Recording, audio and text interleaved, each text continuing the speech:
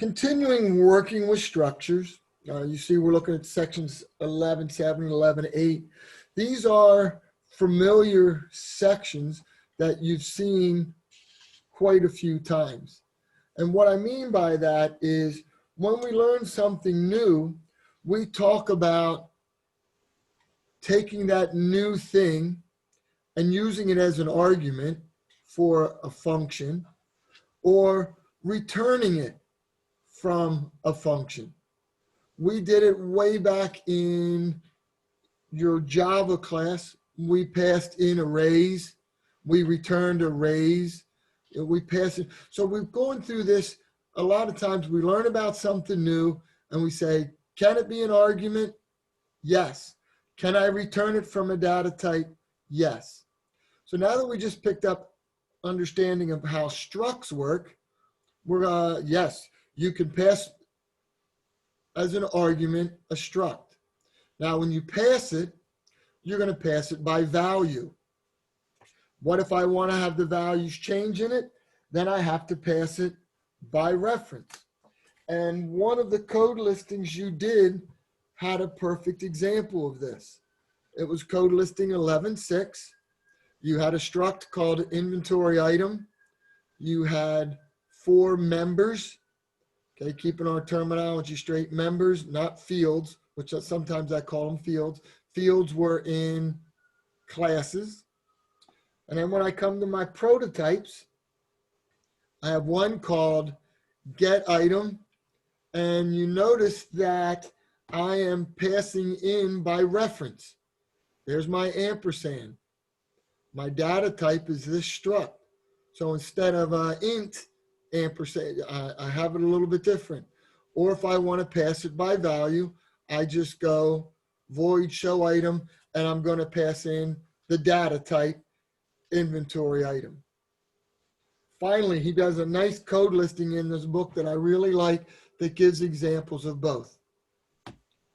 Taking a look at the actual function heading, I'm bringing in something of type inventory item, which is my struct name. It's coming in as a reference parameter, has a lousy name, but we'll go with it. It's P. If I want cnp.partNum, never forget your cn.ignores. I want to get the description. I want to get the quality on hand, and I'm good to go. By having as a reference variable, you know it's going to change. Down here, I have a simple display. I'm just passing it in by value. Passing the values in, and I'm able to display it. Same concept, just doing it with a new data type. The second part was this section 11.8. Now I want to return a struct. And again, another good code listing coming in. I have a struct that's a circle. Okay, circled get info. Now you notice my return data type for my function prototype is in fact a circle. So when I get to my method, I know I'm going to have to create a struct variable. Going to call it temp circle. I'm going to fill it, and I'm going to return that struct. And that's my data type. Easy, sweet, nice and short. Sounds like a simple day. Not much talking for me, but a bunch for you to work in your groups. Now, page 662 has a problem. It's number 13. It's called a drink machine simulator.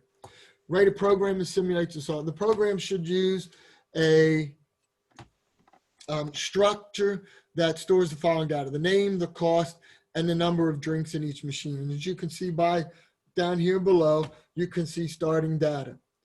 So right away, I think I'm going to have an array of structs. Okay, no different than an array of ints or array of anything else. And we glanced at this a little bit earlier. Okay, each time the program runs, it should enter a loop that performs the following steps. A list of drinks is displayed. Okay, how many do we have? What's their cost, and so on. The user will be allowed to enter to pick a drink.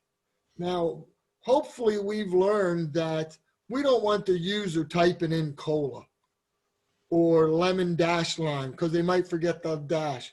What might we want the user to input instead? Numbers. Yeah, why not go 1, 2, 3, 4, and 5? Okay, and then they can pick the drink, and hopefully, and then they'll deposit their money. Okay, change will be displayed, and then a new table with all the drinks. Would you like to order another drink or not? And you can see how many is left. So each time somebody buys a drink, they put in the money, a $5 bill. What's the change? They might put in 50 cents. Sorry, buddy, not enough. No drink for you. So all of a sudden, I'm starting to think of some things that might happen. What happens if they order 20 Cokes? You know, the bill is da da da da da da. What's 20 times 75?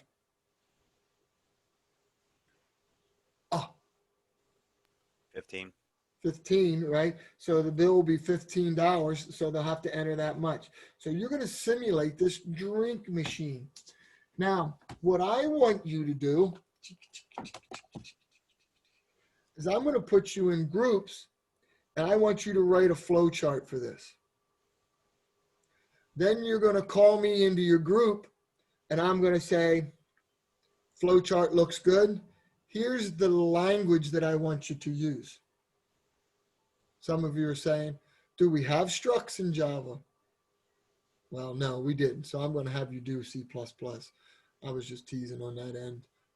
My question is, or my comment is, I want you to do a flow chart first. What might your main look like? You don't have to do all of the functions. I just want you to do a flow chart for the main. We know it's going to loop around. We know it's going to display the machine each time, et cetera, et cetera. So what kind of functions do you have?